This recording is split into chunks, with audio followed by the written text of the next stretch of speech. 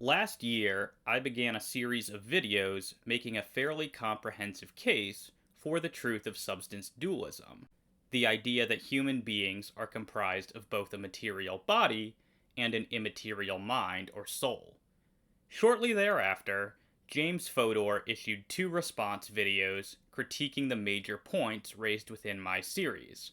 We had a live discussion on the subject after this. Due to the nature of such discussions, much was inevitably left unsaid. So, in the interest of giving a fuller response to Fodor's criticisms of my case for dualism, this video constitutes my rejoinder to Fodor. Let me begin by expressing my gratitude to Fodor for taking my case seriously, grappling with the important issues, and avoiding ad hominem attacks against me personally. This is in refreshing contrast to most of those who have critiqued my videos in the past. In this video, I hope to extend that same cordiality to Fodor. Despite my deep disagreements with Fodor, I think that he is one of the better counter-apologists, at least within the online sphere, and I am honored that he took the time to address my work. I hope that our interaction over dualism can serve as a model for how productive dialogue between apologists and counter-apologists can transpire. For the sake of brevity, I will not be exhaustively reviewing my case for substance dualism here. My original case totaled more than 9 hours of content.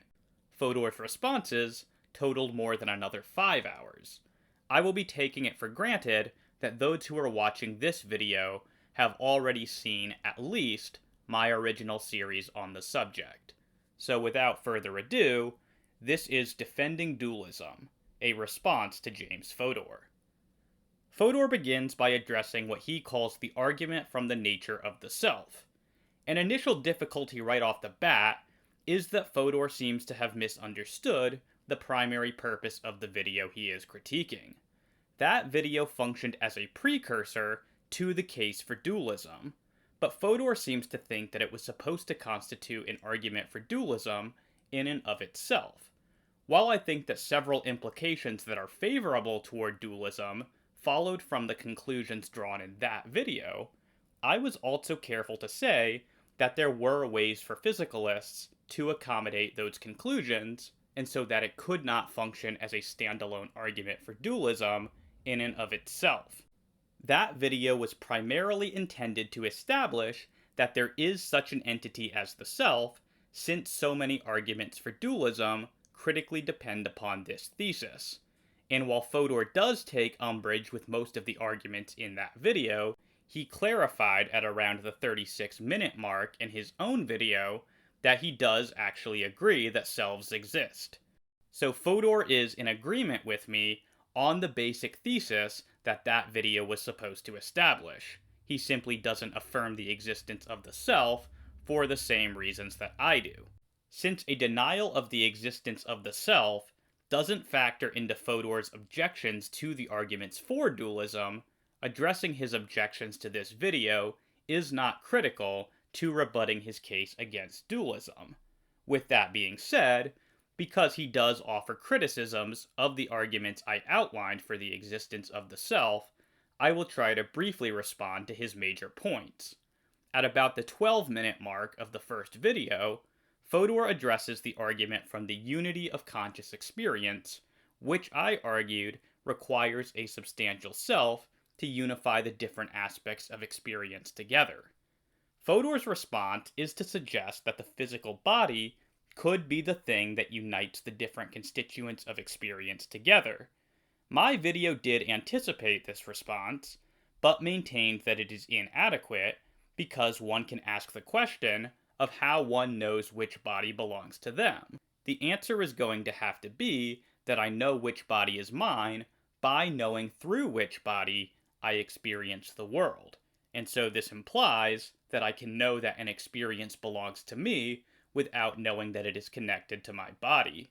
Yet according to Fodor's thesis, knowing that an experience belongs to me just is knowing that it is connected to my body, for connection to my body is what makes an experience mine in the first place. And so it seems that if Fodor is right it should not be possible to know one without knowing the other. Yet we can know one without knowing the other, and consequently, Fodor's thesis must be false. Fodor's reply to this, at around 16 minutes and 15 seconds, is essentially to say that I am confusing ontology and epistemology. He suggests that we can know some proposition without knowing the ontological implications of that proposition. And while he is, of course, right about this, my objection does not depend upon the premise that one will know all of the ontological implications of a proposition just by knowing it to be true. Rather, my claim is that if two sentences, such as my experience belongs to me and my experiences belong to my body, have identical propositional content, which, according to Fodor's thesis, they do, then if one non-inferentially knows one sentence, then they will necessarily know the other. Otherwise, they would not have identical propositional content.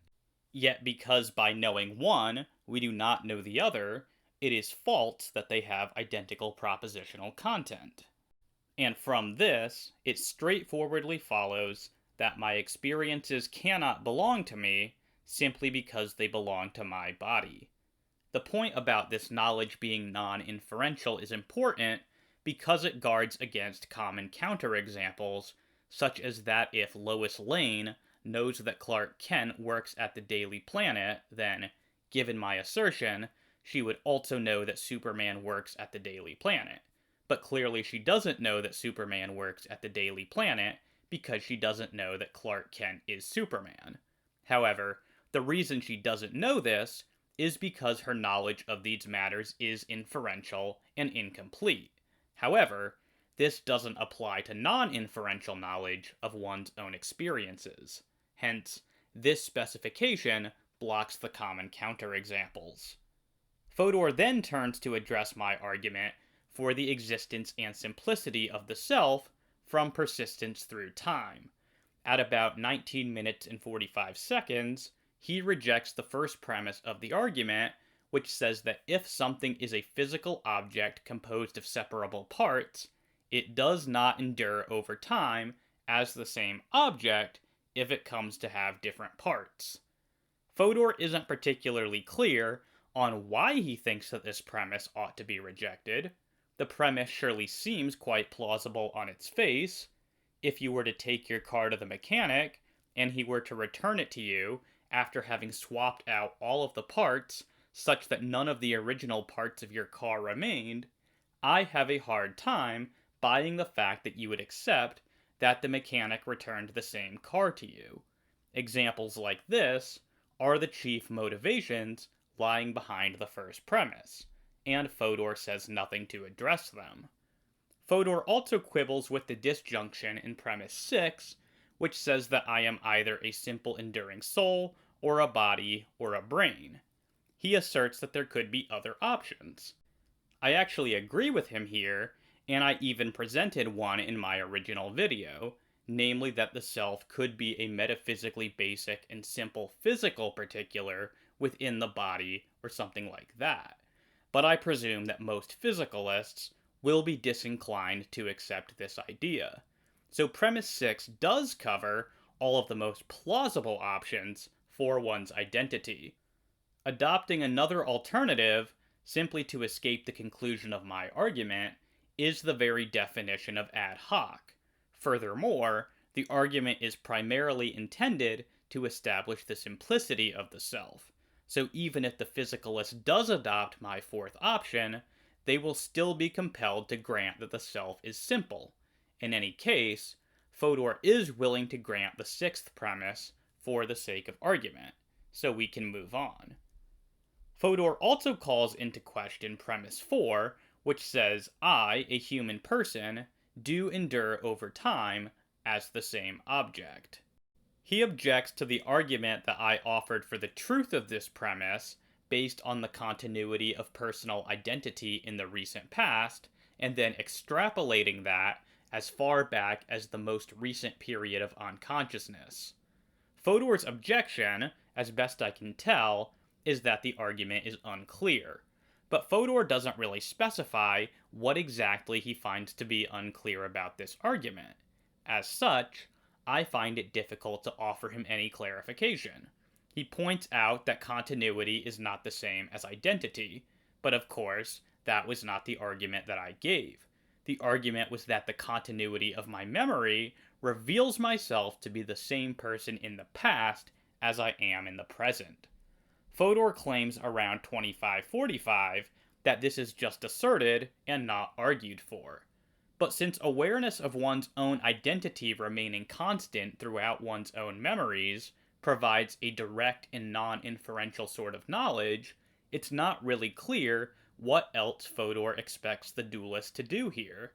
How is one supposed to provide an inference to justify what is known non-inferentially? Unless Fodor wants to adopt and defend the extremely fringe position that there is no such thing as non-inferential knowledge, then he cannot maintain that there is, in principle, anything wrong with this sort of appeal. Fodor could try to suggest that there is no good theory of non-inferential justification, which allows one to non-inferentially know this premise to be true, but in fact he makes no effort whatsoever to do that. He just says that there is no argument for this premise. And of course, that is correct. One cannot go on giving further arguments for every premise of every argument indefinitely. Eventually, justification has to terminate. If Fodor finds that he is not aware of his own identity, being retained throughout his own memories, then I would not blame him for rejecting the fourth premise of my argument.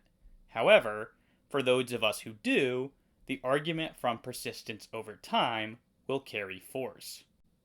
At about 2830, Fodor also explores a tu quoque response, according to which dualists have the exact same problem as physicalists in accounting for the identity of composite objects over time, and he suggests that whatever response the dualist prefers to these sorts of mereological puzzles can simply be co-opted by the physicalist. But this is not necessarily true. The dualist is free to adopt something like mereological nihilism, where there are no composite objects. Since the dualist believes the self to be a simple enduring soul, this will not jeopardize one's identity over time. By contrast, if the physicalist wants to maintain that we are not composite objects, then the physicalist cannot be a mereological nihilist without thereby jeopardizing one's identity over time.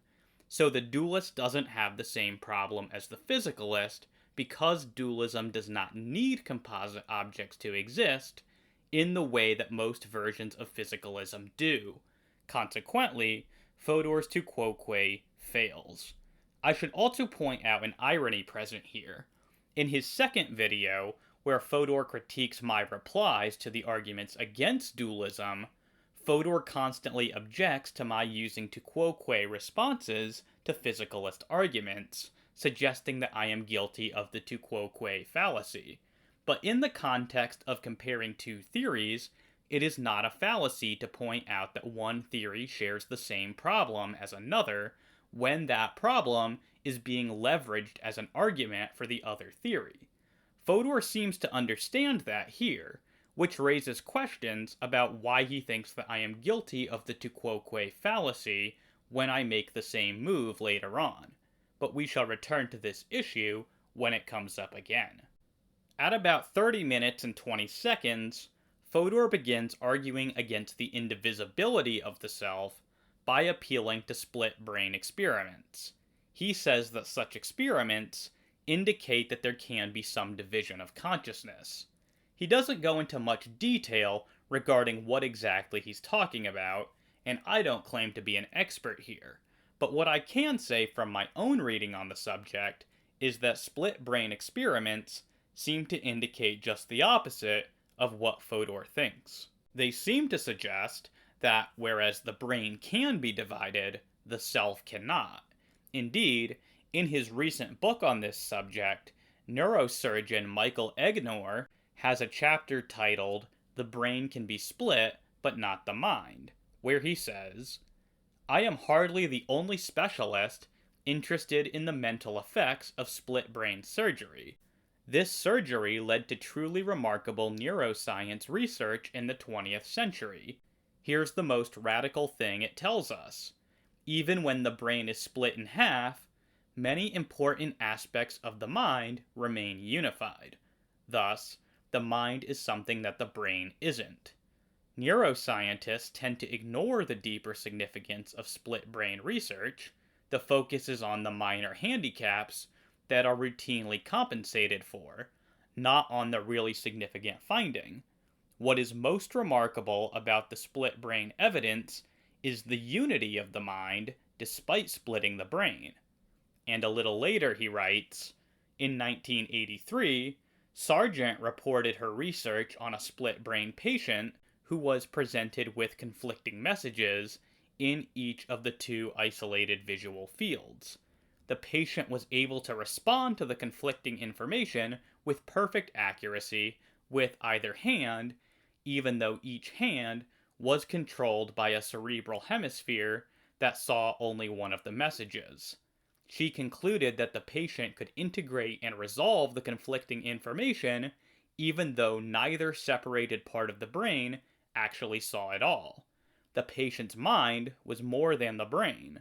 30 years later, in 2017, neuroscientist Yair Pinto and his colleagues concluded, after reviewing decades of split brain research, that the most accurate summary of the research is this: split brain patients have split perception but unified consciousness.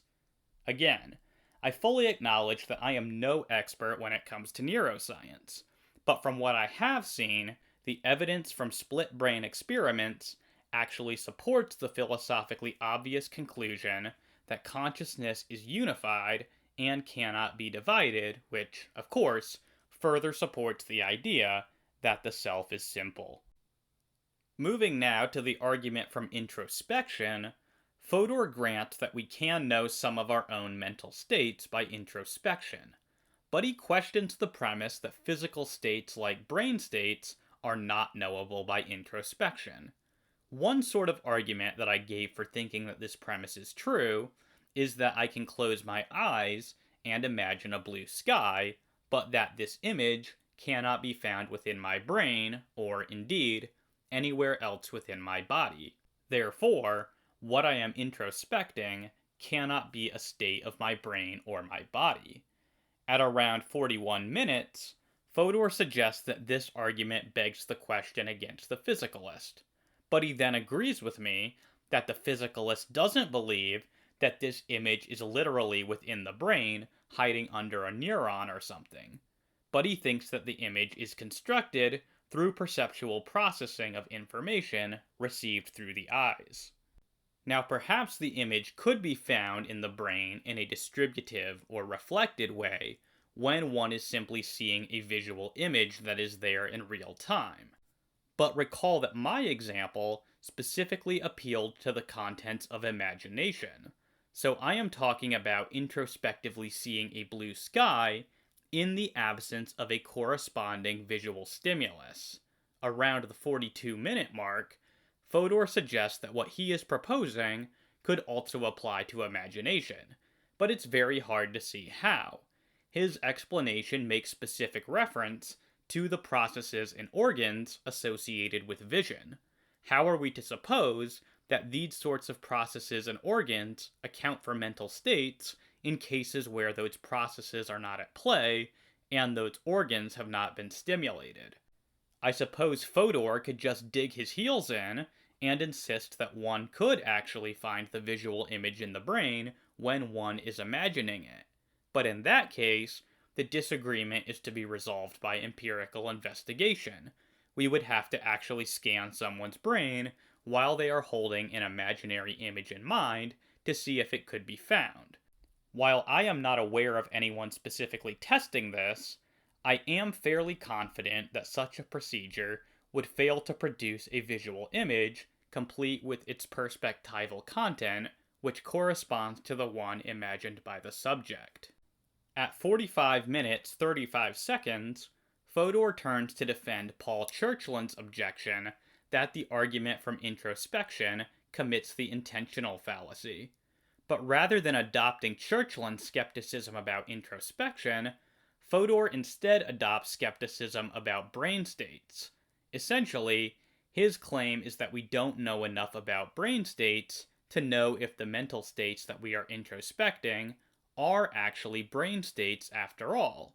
However, if the states are one and the same, and we are not going to be skeptics about introspection, then introspection should be able to reveal that mental states just are brain states. If introspection cannot reveal this, then obvious skeptical conclusions follow regarding the trustworthiness of introspection. It turns out that, contrary to Fodor's claim at 49 minutes and 27 seconds, according to which his argument works even on the assumption that introspection can reveal everything about mental states, which, of course, include their identity with brain states, Fodor actually does have to maintain that quite significant facts about mental states are not knowable by introspection. So while Fodor advertises his criticism of the argument from introspection as a non-skeptical version of Churchland's objection, in fact, it seems to me that it is just Churchland's skepticism about introspection in disguise. And for that reason, all of the objections raised against Churchland in my original video apply equally to Fodor, at least as best I can tell. Now, in my video, I had issued a second argument from introspection based upon the infallibility of certain types of introspective knowledge and the fallibility of our knowledge of physical objects. Fodor turns to critique this second argument at about 51 minutes 43 seconds. Fodor begins by attempting to draw a distinction between physical objects and physical states. Fodor grants the first premise, saying that knowledge of any physical object is fallible, but implies that perhaps knowledge of some physical states might be infallible. The difference here isn't exactly clear. As best I can tell, Fodor takes it that the brain is a physical object, whereas the brain plus the specific electrochemistry at a particular moment in time is a brain state. I don't really see what mileage Fodor intends to get out of this distinction, since it seems to me that the exact same arguments which I offered for the fallibility of our knowledge of physical objects can also be applied to our knowledge of physical states. So it's not as though Fodor can unproblematically say that our knowledge of physical objects is fallible, but that our knowledge of physical states is not. Our knowledge of literally anything physical is fallible, since our knowledge of the physical is mediated through sensory perception, and sensory perception is fallible, at least with respect to anything beyond sense data. At 54 minutes and 18 seconds, Fodor suggests that the physicalist should say that our knowledge of most physical states is fallible, but that our knowledge of some is infallible. The difficulty here is that it's hard to see why the arguments for thinking that our knowledge of physical states generally is fallible doesn't generalize to all physical states. What's the principled reason for saying that some physical states don't fall prey to these arguments? As best I can tell, Fodor's answer is that the reason is that some physical states are mental states. But clearly that begs the question in the present context. The whole debate regards whether or not mental states are material or immaterial. The dualist is appealing to a general truth about the fallibility of our knowledge of the physical to show that our infallible knowledge must not be physical. The physicalist cannot appeal to mental states as the exception to this rule without thereby begging the question.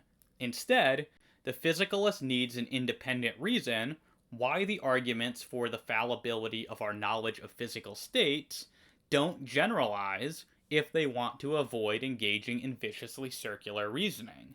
But Fodor supplies no such independent reason.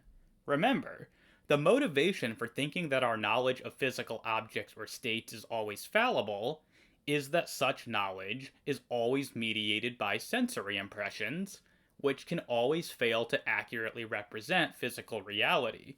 In order for Fodor to successfully defend the idea that knowledge of most, but not all, physical objects or states is fallible, he needs to demonstrate one of two things. He either needs to suggest that our knowledge of some physical states is not mediated by sensory perception, or else he needs to suggest that sensory perception is sometimes infallible. Both options create serious problems for him. The first option is going to create tension with Fodor's empiricist project, since it is logically incompatible with empiricism. The second is going to force him into defending the idea that there are examples of sensory perception for which it is epistemically impossible that they are not veridical. That seems an impossible task, since it is intuitively obvious that every example of a sensory perception could be generated by a hallucination, a dream, Descartes' all-powerful malicious demon, or the Matrix. So contrary to what Fodor indicates, the physicalist cannot just unproblematically say that knowledge of some physical states is infallible. This move generates a dilemma which the physicalist needs to address. Next, Fodor turns to discuss the presentation of my favorite argument for dualism, the modal argument. He quibbles with the first premise of the argument, which asserts that my mind is essentially either material or immaterial. He suggests that, perhaps, my mind isn't essentially anything. Perhaps it could be completely material or completely immaterial. I did actually address this concern towards the end of my video on the modal argument. There I pointed out that this move has implications which are difficult to swallow. One of these would be that there is nothing in virtue of which the same object is identical to itself across possible worlds.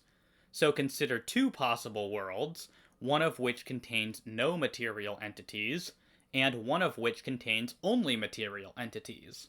It seems obviously correct to say that there are no entities which are the same in both of these worlds, and yet denial of the first premise of the modal argument implies that this is false. It implies that there could be an entity which exists in both worlds, despite one world having no material entities, and the other having exclusively material entities. I confess that this seems like nonsense to me. I have no conception of what it would even mean to say that a mind could be material in one world, and yet immaterial in another, and yet that these minds could be the same mind.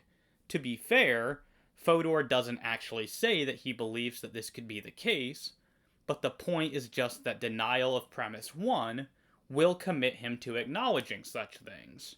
Hence, to the extent that we are not willing to accept that the same entity could exist in two worlds which contain only mutually exclusive types of entities, we should accept the first premise of my modal argument.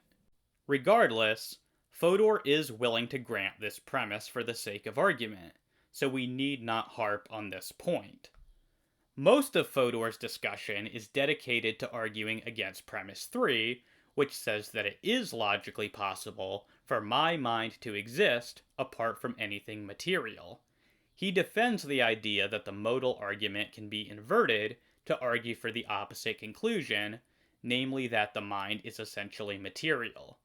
It's a bit odd that he chooses to address this before addressing the issue of whether or not conceivability is a good guide to possibility, since the reverse modal argument assumes this. Yet Fodor later expresses skepticism regarding the conceivability criterion. In any case, this general objection was addressed at length in the original video. Among the points I made in reply was that whereas the possibility of disembodied existence is readily conceivable, as made evidenced by the numerous different sorts of thought experiments detailed in my video, it is not readily conceivable that it is possible for my mind to be identical to my brain or some other physical object. What exactly are we supposed to be imagining in this case? Fodor replies by suggesting that the dualist is not actually imagining disembodied existence, but rather just the soul, and then not imagining the body. And he suggests that the materialist can perfectly well imagine a brain without imagining any sort of soul.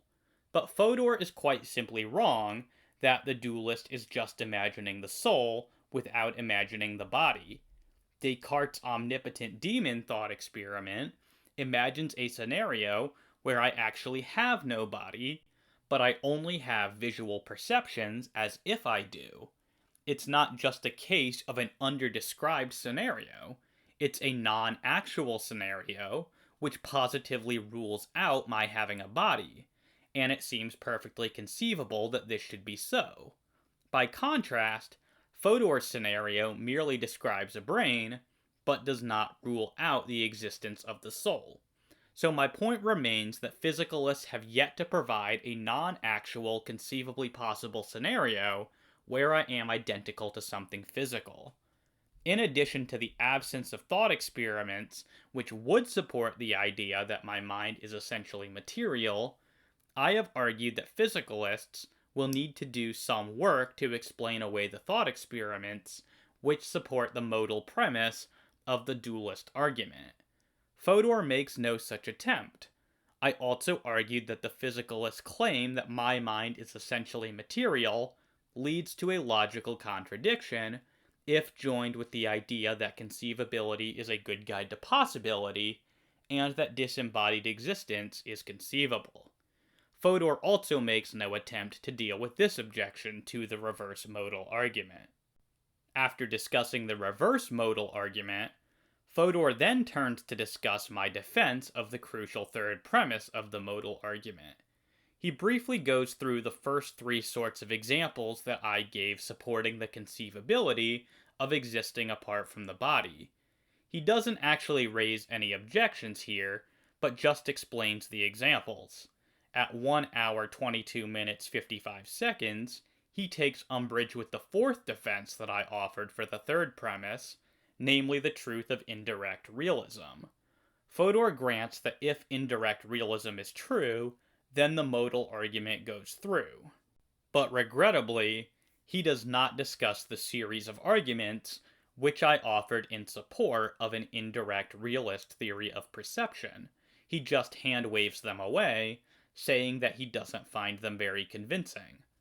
This is unfortunate, since those arguments are, in my view, the primary sorts of reasons for thinking that the third premise of the modal argument is true, and Fodor simply doesn't address them. Fodor then turns to address the conceivability criterion more directly. At 1 hour 19 minutes 22 seconds, he begins by explaining how he believes that we can have modal knowledge. He refers to his theory as a combinatorial theory of modality. Basically, he asserts that modal knowledge is achieved by taking bits of our knowledge of the actual world and then combining and recombining them together in various ways so as to know what is possible. So this is probably about as close as one can get to an empiricist theory of modal knowledge. But while Fodor uses more empiricist language and I use more rationalist language, I want to suggest that our modal epistemologies are not actually that different.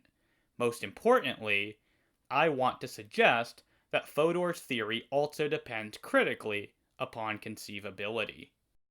At 1 hour 19 minutes 45 seconds, Fodor gives us an example to illustrate how his theory of modal knowledge works.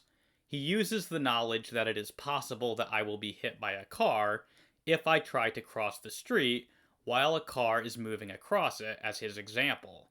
He suggests that we have knowledge of cars and their capacities from experience, and that we have knowledge of streets and of crossing them from experience, and that we can combine these elements of knowledge together to know that it is possible that I will be hit by a car if I try to cross the street while a car is moving across it. This is essentially what I described in my own video as holding multiple concepts together in mind and then grasping the consistency relations so as to know that the instantiation of those concepts together is possible. And this is just what I mean by conceiving of a scenario. So it remains unclear as to why Fodor thinks that he is giving an alternative to conceivability as a guide to possibility.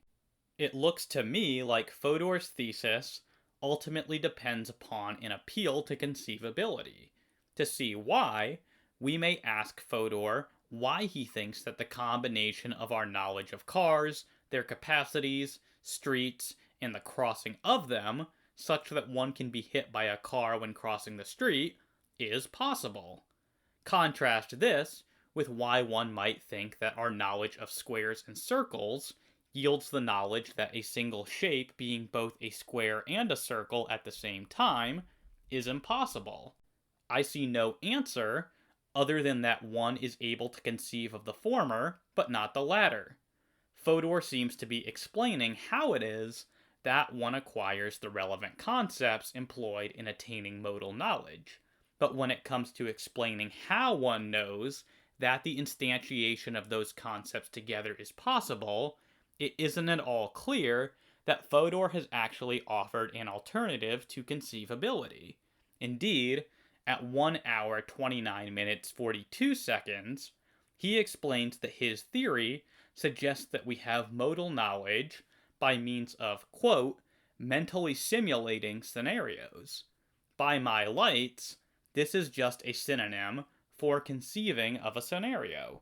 At around the 1 hour 37-minute mark, Fodor turns to discuss purported counterexamples to the conceivability criterion. He doesn't actually appear to endorse any of them, however, he thinks that the way in which I get around them commits me to what he calls ideal conceivability, and that this creates a tension with the sorts of conceivability arguments which I gave in support of the third premise of my argument. At 1 hour 51 minutes and 54 seconds, Fodor basically argues that I ratchet up the requirements on conceivability so high in order to get around counterexamples that I end up destroying any hope of ever attaining those requirements with my positive case that disembodied existence is conceivable. I confess that I really struggle to see why Fodor thinks that this dilemma emerges from my argument. Fodor repeatedly makes the claim that I am forced to appeal to a hypothetical person with ideal knowledge conceiving of a situation. The claim is an odd one, since no such claim, nor even something reasonably close, ever appears in the original video. So I am mystified as to where Fodor is getting this from. But let me be very clear. I am absolutely saying that our knowledge of what is possible is based upon what we ourselves are able to conceive of, and not what a hypothetical idealized agent is able to conceive of. Furthermore, I don't think that one needs to make any sort of appeal to this idealized agent in order to escape putative counterexamples to the conceivability criterion. My responses to the supposed counterexamples to the conceivability criterion typically turned on making a distinction between believability and conceivability, where believability involves merely assenting to the truth of a proposition, whereas conceivability actually imagines a scenario where the truth maker of the relevant propositions obtain. So, for example, in my video, I discussed the Goldbach conjecture, which is supposed to be a counterexample to the conceivability criterion. I pointed out that what is actually conceivable is that someone should come to believe that the Goldbach conjecture is either true or false. And, of course, this is both conceivable and also possible.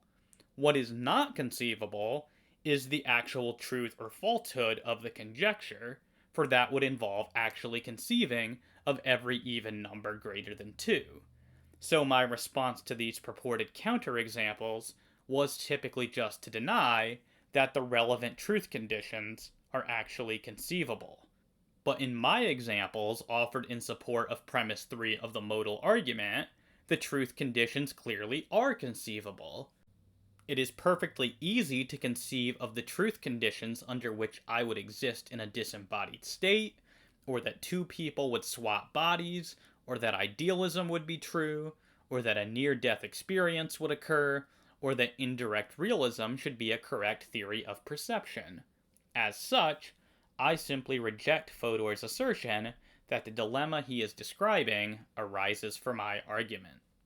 Near the 2-hour mark, Fodor turns to address my defense of the knowledge argument for dualism. At 2 hours, 7 minutes, and 5 seconds, Fodor defends the phenomenal concept strategy as a defense against the knowledge argument. In my original video, I had pointed out that this strategy relies on the thesis of semantic externalism, and I then proceeded to argue against this thesis. At 2 hours, 13 minutes, 35 seconds, Fodor expresses surprise and confusion that my response to this strategy involved a somewhat extensive critique of semantic externalism. He claims at 2 hours, 14 minutes, and 9 seconds that one can employ this strategy without being a semantic externalist, though he doesn't offer much by way of an explanation for as to how. I, on the other hand, find it surprising that Fodor thinks that this response is confusing, since I know of no defender of the phenomenal concept strategy who thinks that this strategy can be divorced from the thesis of semantic externalism. Indeed, certain remarks from Fodor himself suggest that the two issues cannot so easily be separated. For example, at 2 hours, 9 minutes, and 25 seconds, Fodor likens the underlying idea behind the phenomenal concept strategy to the morning star evening star counterexample to the conceivability criterion. Now, when Fodor had discussed this example in his discussion of the modal argument, he was rather critical of me for not discussing that this counterexample is motivated by the thesis of semantic externalism. So he implicitly admits here that the phenomenal concept strategy has at least some relation to semantic externalism, namely the idea that two descriptions can refer to the same thing independently of the awareness or intentions of the one offering those descriptions.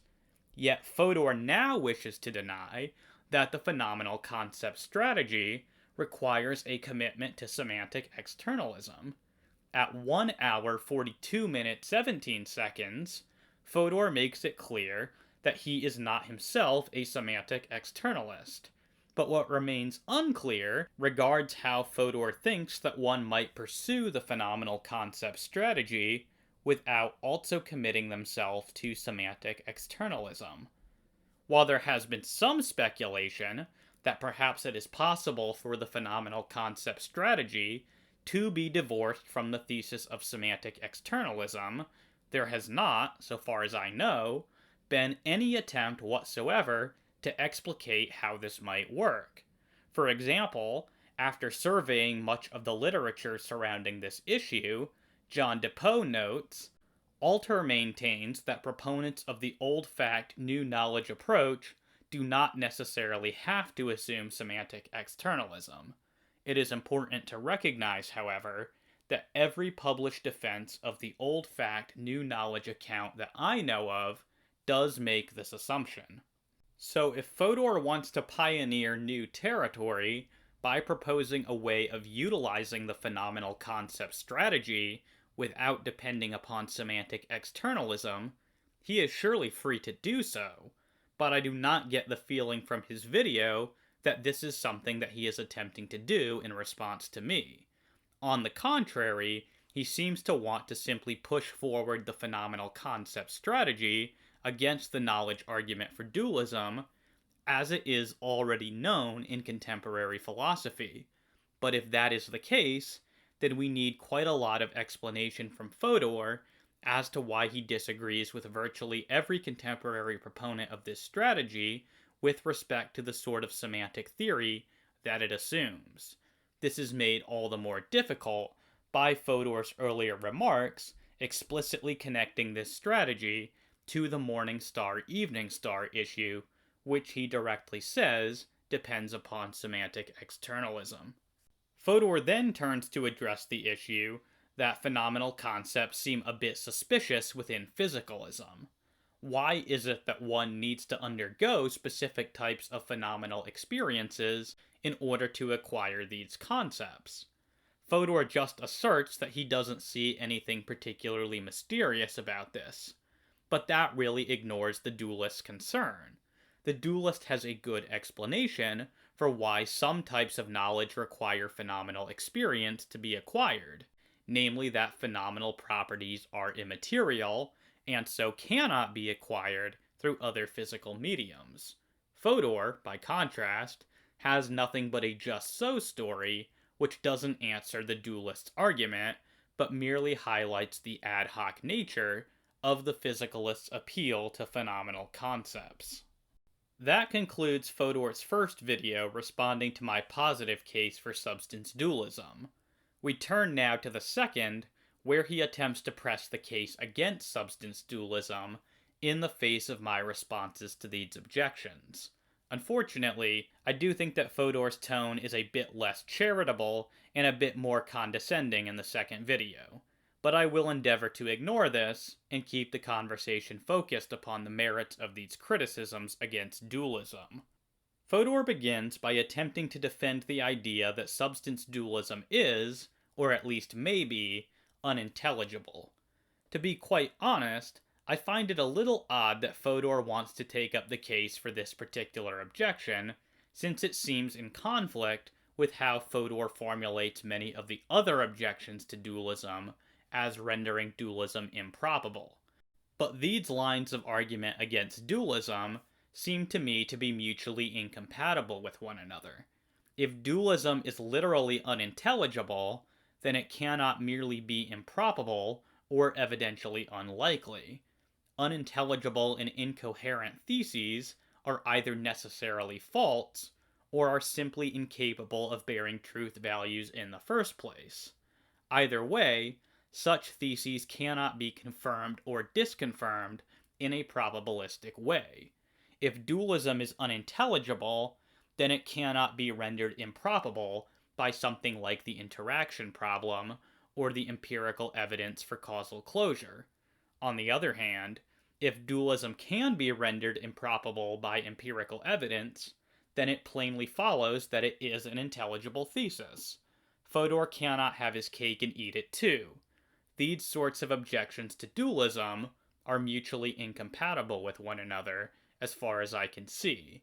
He has to pick one or the other. Regardless of the incompatibility of Fodor's responses, I will argue that they each fail individually as well. Fodor appears to wish to defend the problem of individuation as an argument against the intelligibility of souls. In my original video, I had suggested that one way to respond to this problem is that the dualist might suggest that the difference between two otherwise identical souls lies in facts pertaining to first-person awareness. At about 5.5 minutes in, Fodor suggests that this response is inadequate because to appeal to subjective states is to appeal to something that isn't real. This response strikes me as bizarre. To be sure, we might colloquially use the term unreal and subjective interchangeably, but surely they are not actually synonyms. To literally be unreal is to be non-existent, but presumably Fodor doesn't think that subjective states are non-existent. He plainly said in his first video that he doesn't find eliminative materialism to be very plausible. So in the relevant sense of being real, namely existing, even if in a mind-dependent way, subjective states absolutely are real. And to see this, consider a subjective state which one actually has, and then a possible subjective state that no one actually possesses. Clearly, the distinction between the ontological status of these two subjective states is that one is actual, whereas the other is not. One of them exists, and the other does not. As such, I don't think that the dualists appeal to a subjective state to account for the individuation of immaterial entities is an appeal to something that is unreal or doesn't exist. It is just an appeal to something that exists mind-dependently. Moving on, I had further argued that material objects are no easier to individuate than immaterial objects, and so, to the extent that this is a problem for dualism at all, it is likewise a problem for materialism. At 9 minutes 45 seconds, he suggests that materialism is better off because material objects can at least be individuated by reference to their different locations. I had, of course, anticipated this reply in my original video, and I suggested two problems with this answer. First, I had suggested that being distinct is a prerequisite for occupying different spatial locations, and so one cannot appeal to distinct spatial locations to account for the individuation of different physical objects, since that has the order of explanation backward. Second, I pointed out that this move simply raises the question of what it is that makes two different spatial locations distinct. The problem of individuation simply transfers from physical objects to spatial locations. Unfortunately, Fodor simply doesn't address either of these issues, and so I think that he has failed to show that the materialist has a better solution to the problem of individuation than the dualist. This means that materialism has no advantage over dualism in this regard. At 22 minutes and 5 seconds, Fodor says that he's never heard a positive description from a substance dualist regarding what a soul even is, and that everything is just descriptions of what it is not. This is obviously not true. In the introductory video of my series, I very clearly defined an immaterial substance and described it in positive terms. What's more, Fodor himself shows those very slides in his own presentation. So even by his own lights, it's not true that Fodor has never seen a substance dualist offer a positive description of a soul. Fodor spends quite a lot of time going through 4 different alternatives of how he thinks that a soul could be understood, and suggests that they all have problems. But Fodor should already know from my video that I accept a variant of his third alternative, what he calls the consciousness view, since I explicitly defended it within the first video of my series. Fodor's main objection to this understanding of the soul is that it seems that there are periods of unconsciousness, and so if the soul is to be identified with consciousness, then it seems that the soul can go out of existence at times.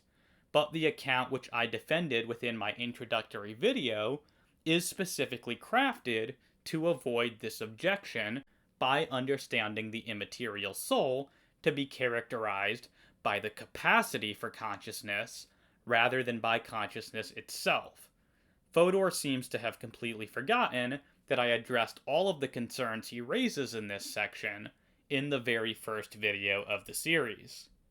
At 22 minutes 40 seconds, Fodor moves on to defend the interaction problem as an objection to substance dualism. Around the 26-minute mark, Fodor agrees with me that one can know that causal interaction takes place without knowing how it takes place. But he goes on to suggest that if substance dualism cannot explain how such interaction takes place, then this reduces the plausibility of the theory. Let me make 2 points here. The first is that the whole point about being able to know that interaction occurs without knowing how was intended as a reply to the stronger criticism that dualism's putative inability to explain interaction means that it has to be false. So Fodor and I would seem to agree here. Second, I acknowledged later in my video that if physicalism was able to better explain the interaction, then this would be a point in its favor. However, I went on to argue that physicalism is not able to better explain the interaction, and so this is not a strike against dualism or in favor of physicalism. But Fodor seems to miss the fact that these are 2 different ways of understanding the interaction problem. He goes on at some length, criticizing me for just saying that one can know that without knowing how, as though I intended this to be a reply to the second way of understanding the interaction problem. And of course, were that the case, then he would be right that this would be a nothing burger response. But I think I was clear in my original video that I intended this as a reply to the former way of understanding the interaction problem. Fodor is being insensitive to the fact that I divided my section on the interaction problem into two, and then acting as though my responses in the first part were intended to apply to the version of the interaction problem discussed in the second part. And obviously, this is quite unfair on his part. I don't claim that he did this deliberately, but it remains a serious misrepresentation of my original video. Fodor also conflates several distinct issues together within this section of his video. So for example, at around 27.5 minutes, he has some quite harsh comments for Matthew Owen's remarks regarding dualism not being a neuroscientific theory.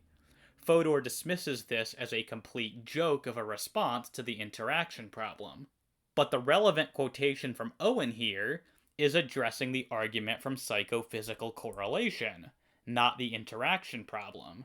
These objections might be related, but they are not quite the same. It is therefore unfair to critique Owen as though he were addressing the interaction problem when his remarks were targeted against a very different argument, one which Fodor doesn't even claim to be defending. Fodor also claims that, to the extent that dualism is claiming that the mind interacts with the brain, it is making a neuroscientific claim, and so has to explain how the mind and brain interface. Unfortunately, he neglects to explain why he thinks this to be so. Virtually all dualists believe that dualism and physicalism are empirically equivalent, so we are generally happy to accept whatever findings neuroscience reveals about the goings-on within the brain. The causal activity of the soul is just going to be placed prior to all of that.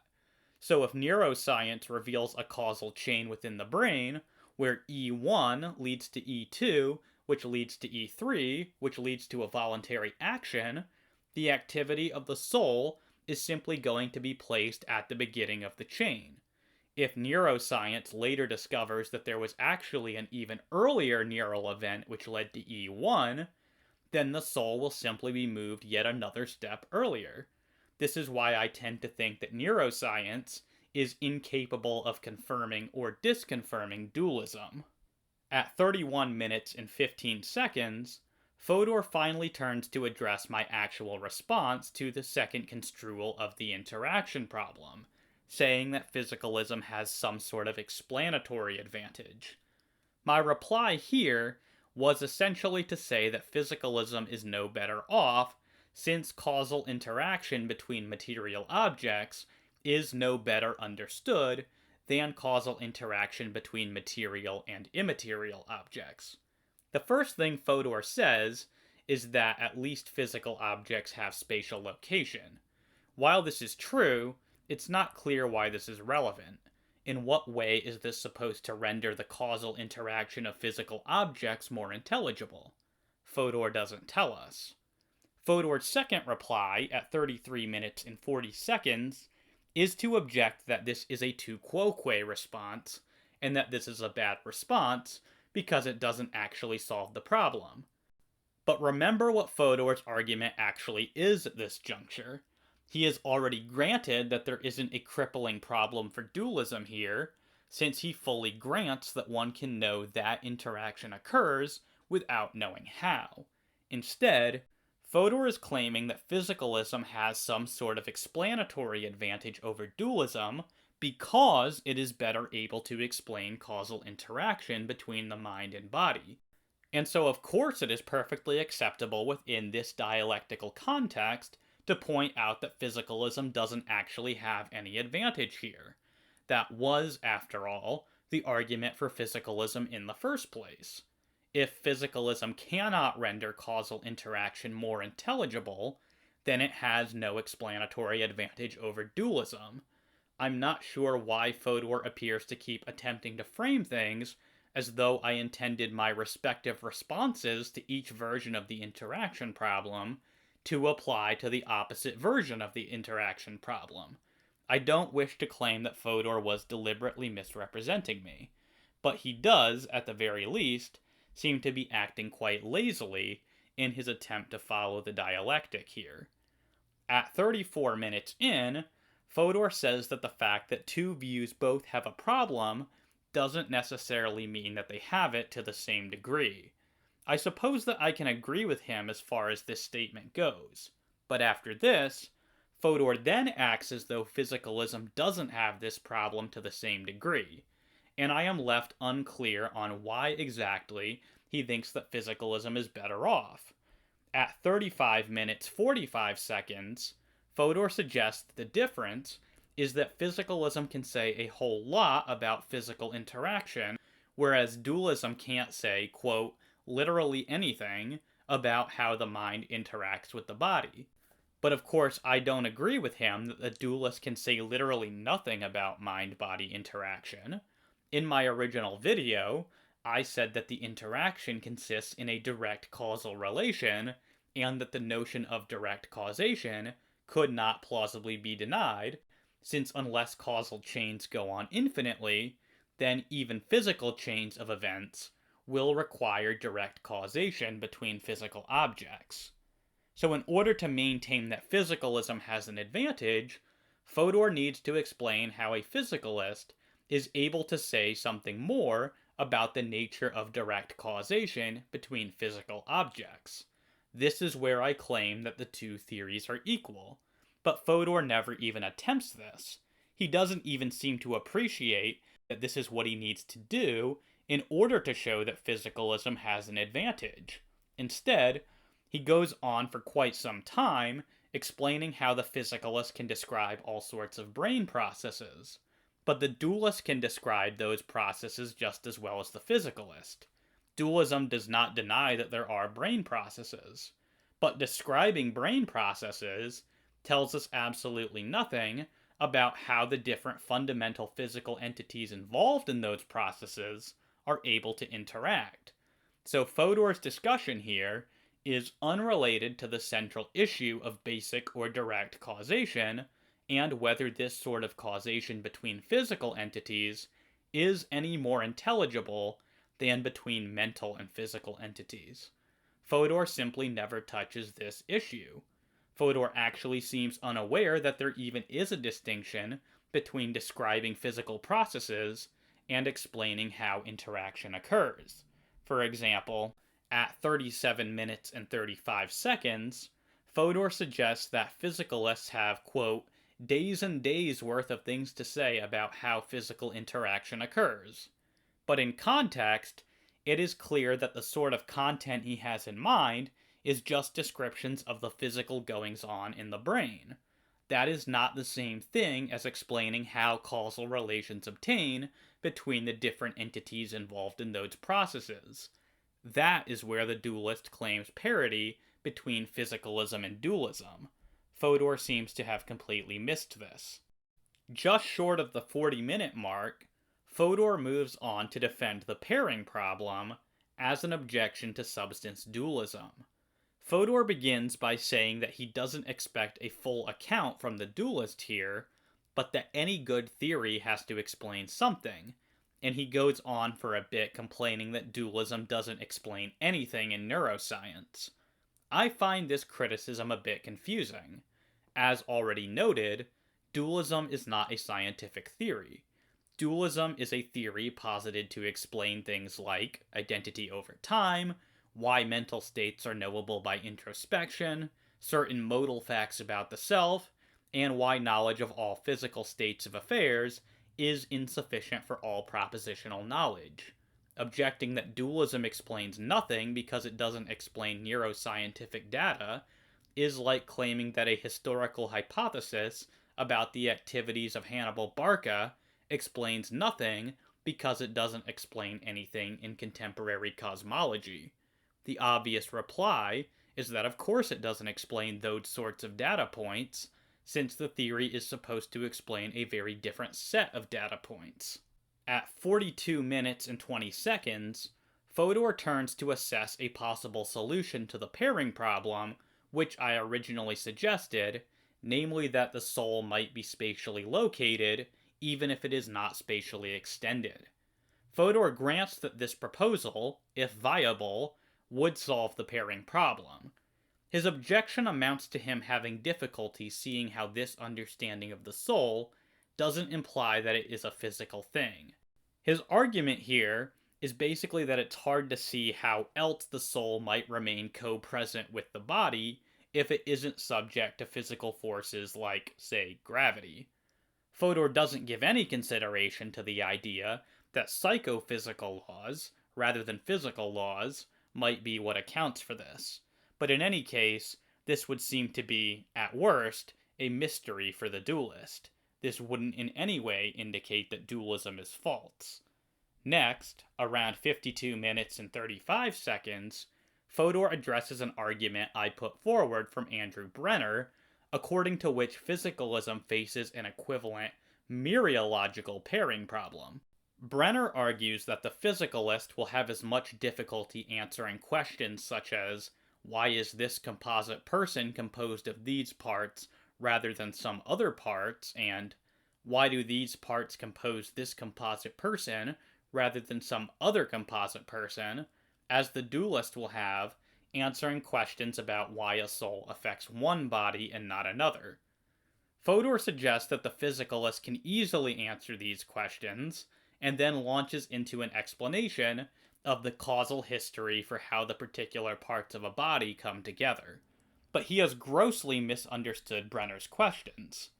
Brenner is not asking a historical question about the causal history for how a collection of physical parts came to be connected together.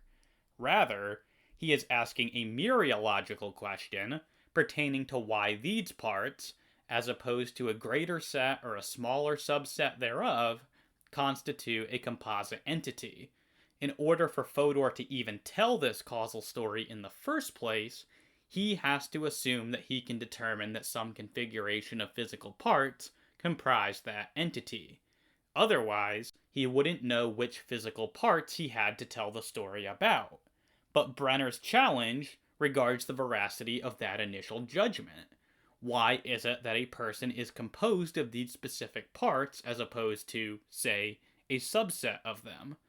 This is the question that Fodor needs to answer in a way that cannot be co-opted by the dualist if he wishes to escape Brenner's parity argument. At 58 minutes and 30 seconds, Fodor defends the causal closure objection to substance dualism. The first objection that I raised against this argument in my original video is that there is no particularly good reason to believe that human organisms are causally closed in the first place. At around 1 hour, 4 minutes, and 40 seconds, Fodor suggests that we have a large body of inductive evidence gleaned from other areas of scientific study which support the idea that the universe is causally closed. The difficulty here is that dualism doesn't predict that inanimate, non-conscious entities wouldn't be causally closed. It only predicts that conscious beings are not causally closed. So the significance of the fact that non-conscious systems are causally closed is minimal. It might provide some degree of general inductive evidence for causal closure, but very general inductive cases like this one are weak and can be easily overcome by specific evidence to the contrary, which I would maintain that we have in the positive arguments for dualism. Fodor could try to strengthen his case by showing that we have good evidence that human bodies are causally closed, but unfortunately for Fodor, there is presently no evidence which indicates this at all. Ralph Stephen Weir explains this point rather well. Now, the causal closure principle, one thing I want to emphasize about this is that this is the principle that says all physical effects are brought about by chains of sufficient physical causes. Now, this is an empirical claim, not an a priori one, and therefore it needs to be supported by empirical evidence. And I think there are two kinds of evidence you could give in favor of it. You could give indirect inductive support based on observations essentially of inanimate matter, not of observations of the brains of humans or other sentient creatures. Or you could try to give direct biological support from observation of the human nervous system. And for reasons I'm going to explain, I think inductive support, which is usually based on physics, isn't going to be helpful here. And that's because inductive arguments are very easily defeated by further information. Therefore, what's needed is direct evidence from biology.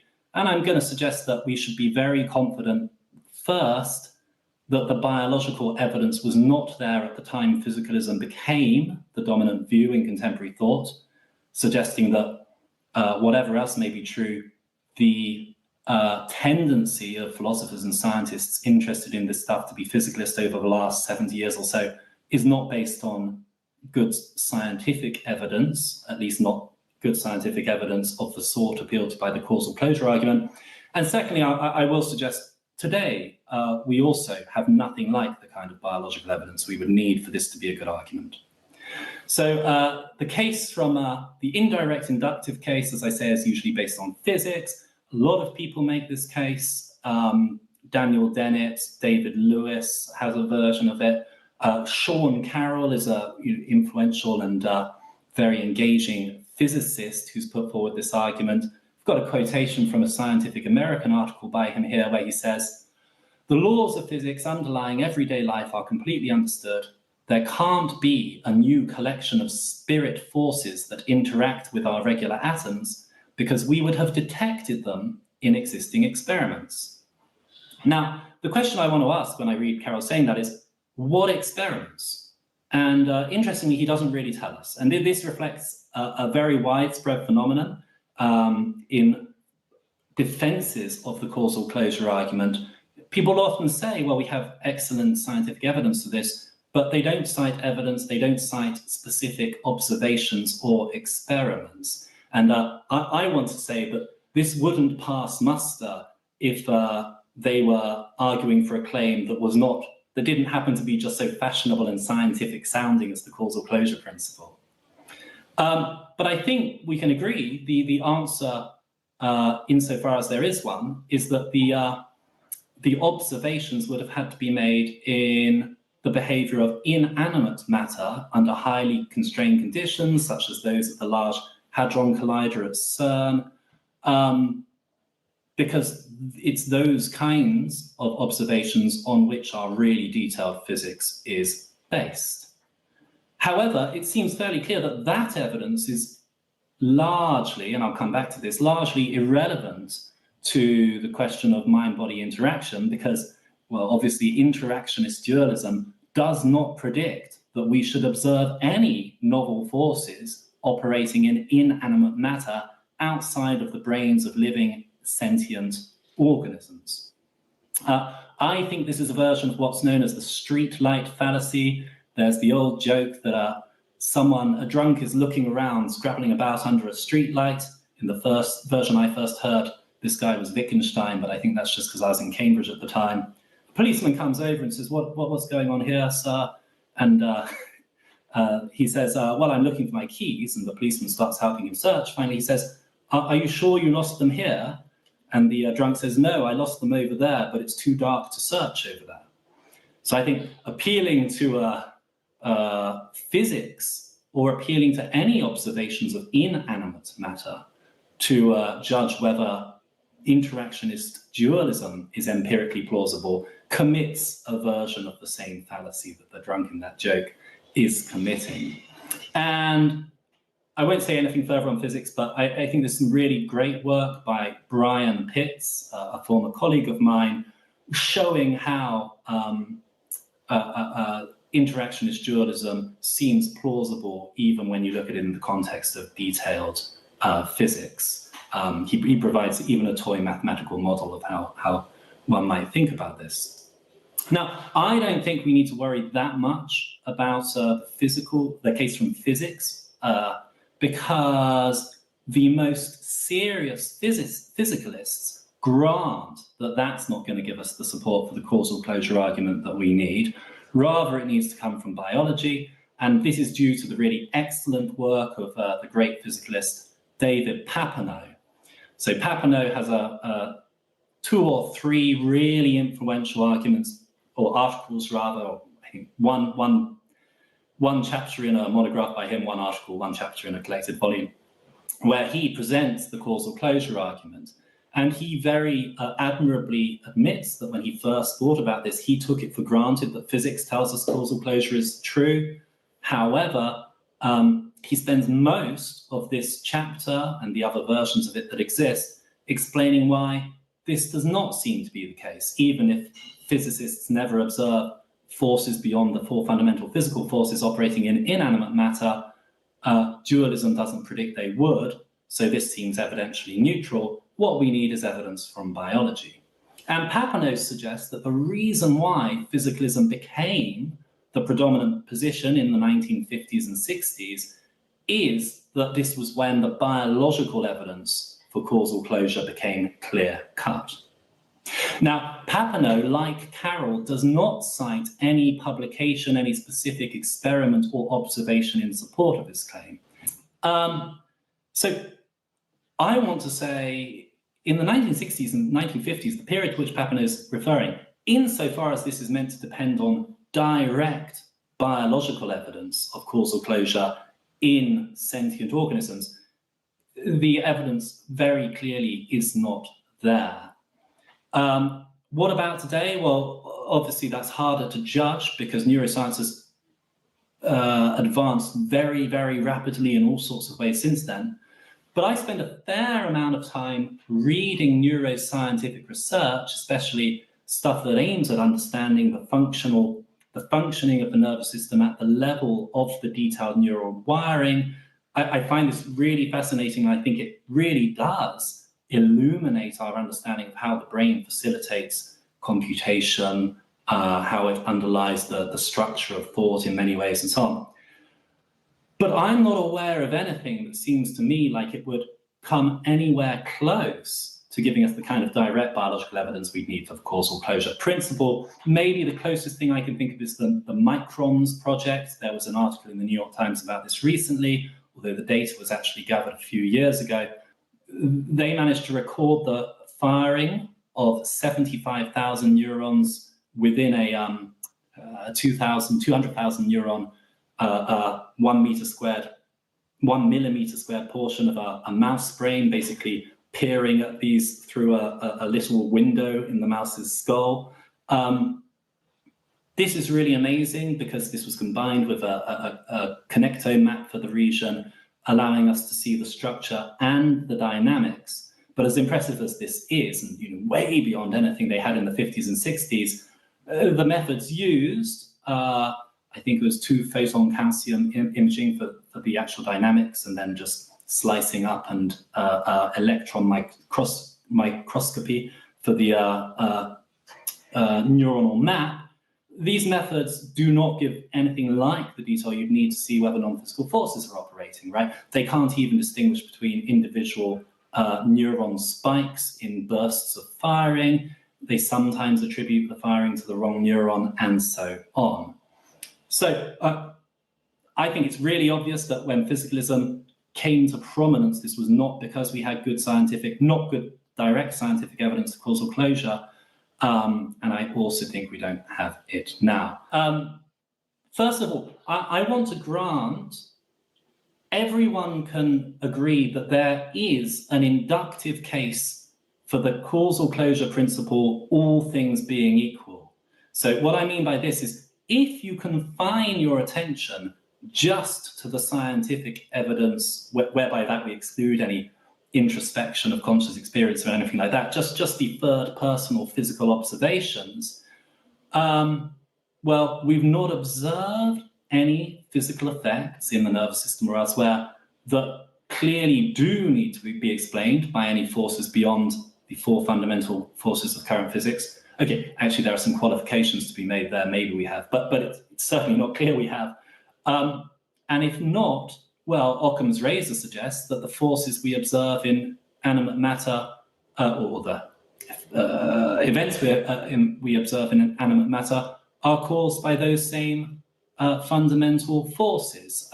We can't see how because we don't have the detailed measurement devices at the moment. Perhaps we never will, but this is the simpler hypothesis. However, I want to emphasize that this inductive case is perfectly fine if you set aside anything but that third-person observational evidence, but it's nonetheless far from conclusive. And one could illustrate this with a kind of a comparison, an analogy. Suppose every can of Coca-Cola you've ever seen has been red. Well, that would give you a really good inductive case for thinking that, all things being equal, Coca-Cola always comes in a red can. But that inductive line of reasoning could easily be defeated by further information. So if, for example, you heard that as a special promotion of their collaboration with the World Wildlife Federation, Coca-Cola were doing white cans this year with polar bears on them, it would be absurd to reason, no, that can't possibly be the case because all the Coca-Cola cans I've seen before are red. Now, admittedly, in 2011, when Coca-Cola actually did that, they had to stop the promotion halfway through because so many people just wouldn't believe that Coca-Cola could come in a white can. But we should all agree that those people were mistaken. Well, in the same way, the inductive case for causal closure could easily be defeated by further information. If there is further information pointing to dualism, we need not trouble ourselves about the causal closure argument. And I would say, obviously, there is further information pointing to dualism, i.e., and this relates to what Ben said about falsifiability. I think physicalism predicts the non-existence of conscious experience. Dualism predicts the existence of conscious experience. And if there's one empirical datum we definitely have, it is the existence of conscious experience. Now, one can challenge the idea that physicalism predicts the non-existence of conscious experience, but many physicalists grant that that kind of seems to be true. But even if one challenges that, one is no longer appealing to the interaction problem. Now you're focusing on the philosophical arguments for or against dualism. And I want to say it's on those that everything hangs, not on the interaction problem. We should all be able to agree if the evidence is only inductive, then if there were a good argument for dualism, a proponent of that argument need not worry about the putative causal closure of the physical. And I say that of causal closure, I'd say exactly the same about the conservation of energy, which again is an empirical principle. We can't confirm it in any detail in the nervous systems of animate organisms. There's only an inductive case for thinking it applies there. So I want to say, actually the causal closure principle, it's an empirical claim. It needs to be backed up by direct empirical evidence. In the case of if it's going to be used to argue against dualism, we don't have such evidence. And very, very intelligent, brilliant thinkers have been convinced that the principle is nonetheless known to be true. But I want to say we shouldn't be surprised that this happens. I guess no one now would think we had good evidence for causal closure in 1814, but Pierre-Simon Laplace was there asserting its truth. Would anyone say we had good evidence for it back in 1714, when, it's a long time before even the discovery of electromagnetism, which is also after Laplace, but then Leibniz was asserting that we know the principle to be true. We have pretty good evidence that Democritus was asserting it in the 5th century BC. So I think this looks like a principle sometimes people talk themselves into thinking we know when the evidence isn't there. And even David Papineau, again, admirably admits that that was true of him when he first became a supporter of this argument. And he spent a long time showing in detail why the physics does not support the principle before then making the same mistake regarding the biological evidence, in my opinion. Fodor goes on for several minutes, saying that we don't need souls to explain anything in neuroscience.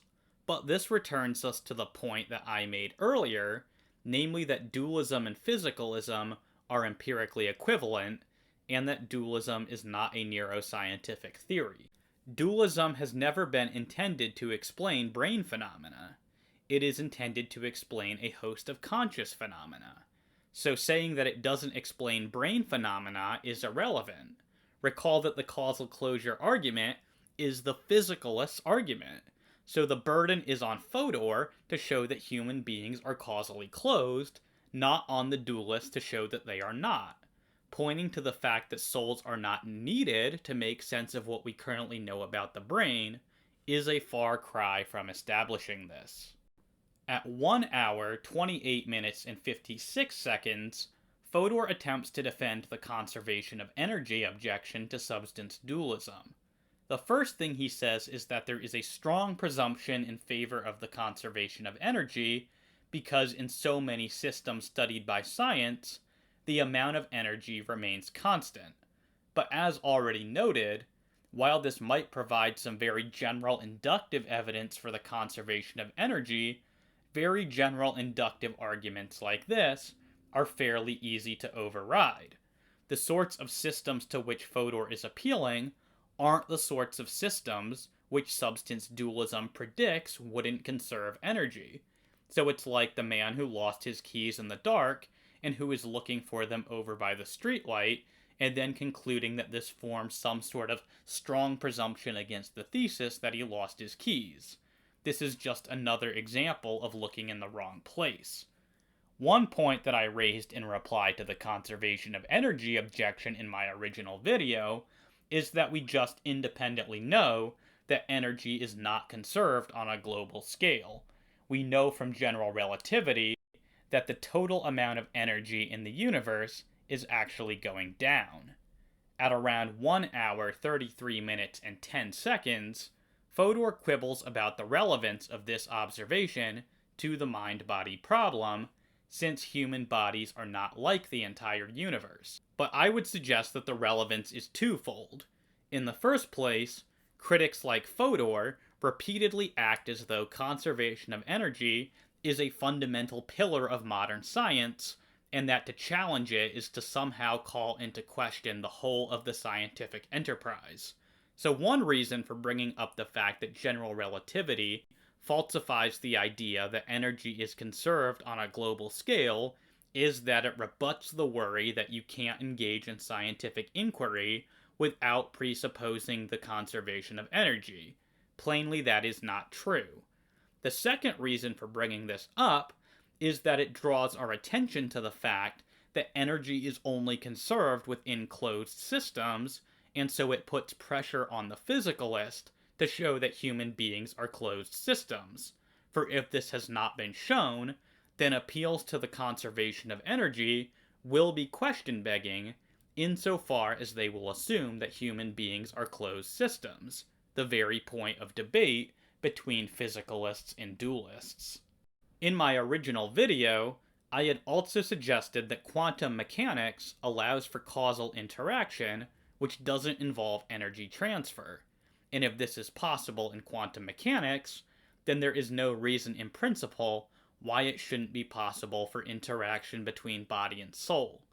At around 1 hour, 38 minutes, and 30 seconds, Fodor says that he doesn't think that this is actually true, but then at around 1 hour, 40 minutes, and 30 seconds, he acknowledges that quantum entanglement doesn't involve energy transfer. These statements seem contradictory to me. Regardless, Fodor's main objection is just to assert that there's a world of difference between the phenomena observed on the quantum level and the human body. But again, the point in bringing this up is just that the idea that causal interaction can occur without energy transfer is not without precedent. Fodor also suggests that quantum entanglement may merely be a correlation rather than a sort of causal interaction. I confess that I don't know enough about the subject to weigh in here, but suffice it for now to say that at least some physicists think that this is a type of causal interaction. At the very least, I think that this shows that the idea of causal interaction apart from energy transfer is an intelligible possibility.